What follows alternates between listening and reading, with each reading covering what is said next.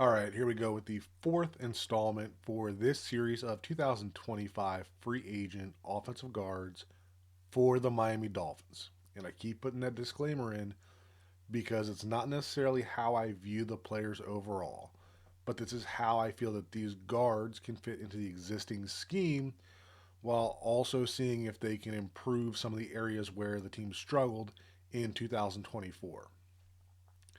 You can see on the screen the current rankings,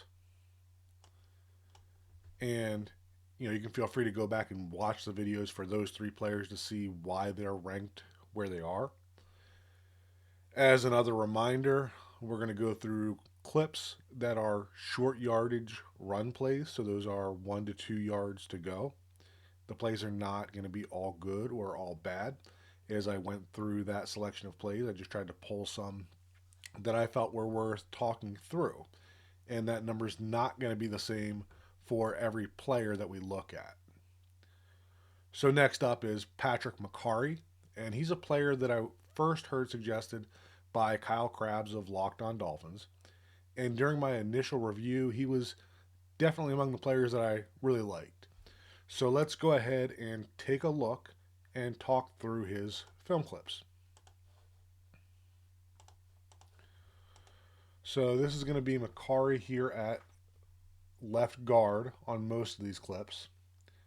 So on this play, we're getting a inside zone to the right. So we're getting the combinations here between center right guard up to 55, left guard, left tackle up to 57. And you can see here that these two players do a good job, right? Stanley, helps to spill that over. That defensive tackle off the snap goes into Mekari. So Stanley, doesn't have a good surface to take over that block, so he is just going to spill it over, right? And you can see that they do a good job of that. Stanley climbs. The absence of space there is what you want to see on this combo block, and you can see that Henry does a good job of cutting off of it. So this is a good inside zone rep for Patrick Mekari. Next one here, now he's facing you, still left guard. So this is going to be what looks to be a inside zone again, except for this time, right? You got solo blocks over there, and you're going to get, well, the linebacker gets left unblocked. He wasn't accounted for in this scheme. But talking about Mekari specifically, this is a solo block, and this kind of comes down to, we talked about in the Jenkins video about not knowing how these players are coached to do certain things. And one of the things that we're going to see here with Mekari and some of the other Ravens offensive linemen is that they're not necessarily trying to get off the ball and create movement the same way that some of the other offensive linemen we've seen are. I think a big part of that is that you have Derrick Henry is your running back here, so you don't have to create that movement because his momentum is going to do that. And then you got Lamar Jackson, who can basically sit back there and toy with the defense, making them make a decision before he makes his. So on this, you can see that Mekari's getting off the ball and he's really just trying to mirror that defender, right? He's not necessarily, trying to get some movement, but he's not just trying to sprint off the ball and create the movement that we've seen with some of the other linemen. And, like I said, you got Derrick Henry running, so we're talking about 1 to 2 yard runs. Just can't have an embarrassing loss in these short yardage situations. So kind of a judgment call here as to whether Mekari's not getting movement because he's not capable of it in this one-on-one scenario, or is that the way they're being coached in that room? Again, looking at Mekari. So now we're getting, um, more of a crack toss or outside zone to the right look. So he is backside on this. And his main objective is to cut off number 94 here. And you can see that he does a good job of that. Would like to see him be able to continue that a little further, but knowing that this run is going outside right away, what Mekari is doing here to go from left guard to a zero tech nose tackle and be able to cut him off is plenty good enough in this scenario.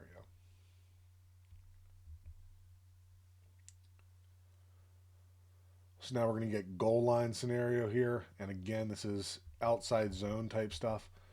Um, and again, like we're not seeing the Ravens run off the ball the way that some of the other teams do, right? If you watch as they get off the ball, right, they're keeping their shoulders more square compared to the way that some of the other teams do it.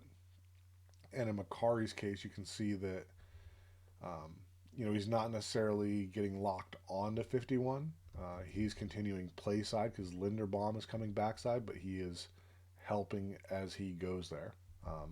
So not seeing the same type of run off the ball movement, but don't know if that is scheme or ability related.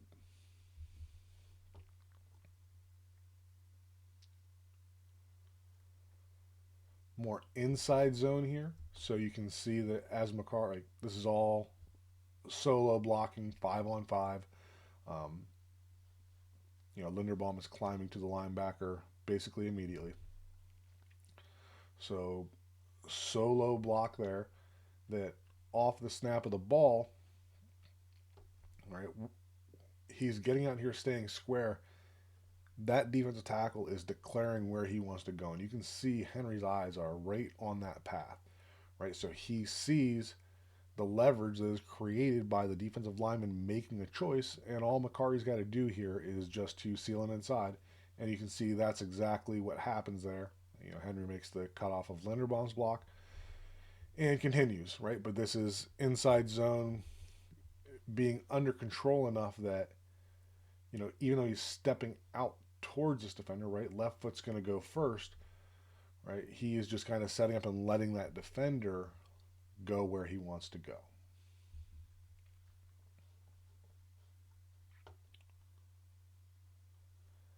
Now we're getting a pull and a kick, right? And we looked at this before with Jenkins, and he was going against a cornerback, right? So this is Mekari pulling around, basically counter tray action where you got the guard and the tackle coming around.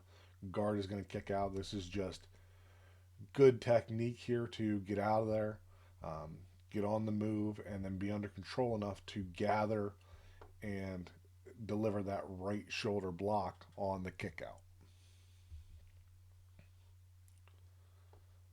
Now we got against the Chargers here, so we're going more inside zone. Obviously a read there. Um, don't like the way he's falling off of that. Right, so our combination blocks here are going to be center and right guard up to this linebacker, and left guard, left tackle up to number 0 here. And you can see that, I don't know, I guess maybe it's more Stanley than it was Mekari in that case. That defensive tackle is declaring himself on that side of Mekari, right? So you'd like to see more of, just playing through that hip, because Stanley's not going to take over the block at this point. The second part of the combo is over here, right? So based on the leverage, we already know that Mekari should be staying on this block. Stanley's just going to try to spill it over a little bit and then get to number 0 here. And you can see that, Stanley really gets more of Mekari on that combo block than what he does number 93. Back to you now. So he's on the left side as you're looking at it here. And that's going to be outside zone to the right. So we're getting the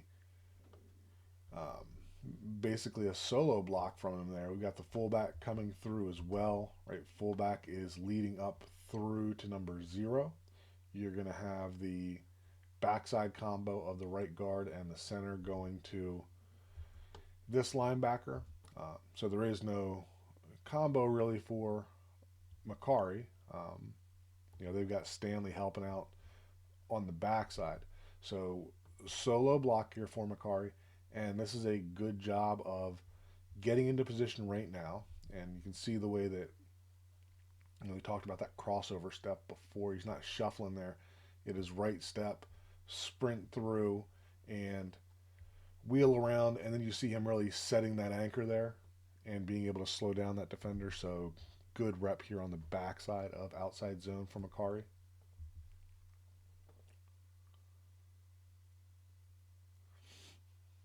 Going back to more inside zone here. Um, I mean, this was so Hill is getting down here. This is inside zone to the right. Jackson is pulling, and typically when you pull, he's getting to the outside. But I think he realizes that he made the wrong read there. But talking combinations here: center, right guard up to number 17, right guard, right tackle up to number 53. So really trying to get into a position to split that, and you can see that because of the way that the defensive tackle stays with Mekari, can't really split it there. So he's head up. You see Stanley giving that little shot to the hip, and then going to the linebacker. Now this is a big defensive tackle in Jalen Carter, but inside zone in most cases you'd really like to see a little more vertical movement here at the point of attack. But you can see that on both sides, even looking at Falele, who is a monster of a human being. Like in this offense, it doesn't seem like the goal is to create that movement off the snap the same way that we do see in a lot of teams running inside zone. Seems like they are more content with basically just standing up the defender and letting the running back make him right. Against the Steelers here coming at you, so left guard is on the other side.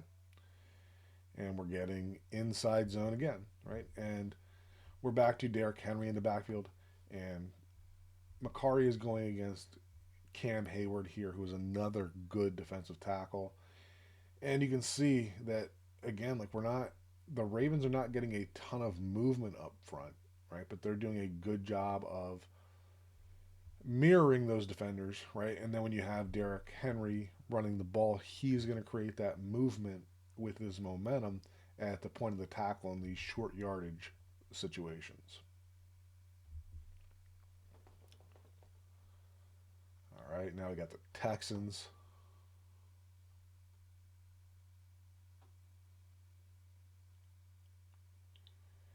And more inside zone.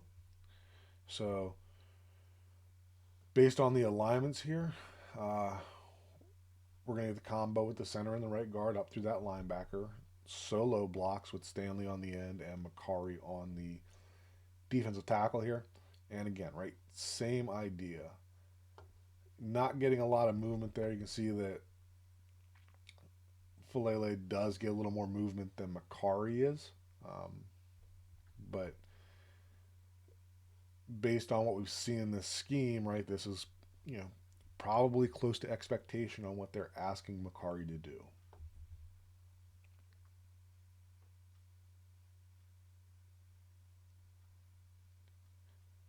Then we got the Steelers here, so this is going to be, so that's outside zone. Um, and this is going to be basically a solo block here. Right? You've got Stanley is getting out to that edge defender. Your fullback, Ricard, is getting to that linebacker, and maybe Ricard is supposed to help a little bit on the way to the linebacker, and you can see we don't really get that. Um, but when we're running outside zone here, right, we've really got to see Mekari doing a better job of getting that head to the outside. And you can see, right, everybody else on the line, when you look at Ronnie Stanley and the way that he gets out of his stance, you look at the way that Falele and Rosengarten on the backside, that they're sprinting out of that stance. Linderbaum is trying to work right away. And then you have Mekari, who is, more of a, it definitely looks like he's running more of an inside zone where he's not trying to get that outside leverage, and that ends up costing him on this play.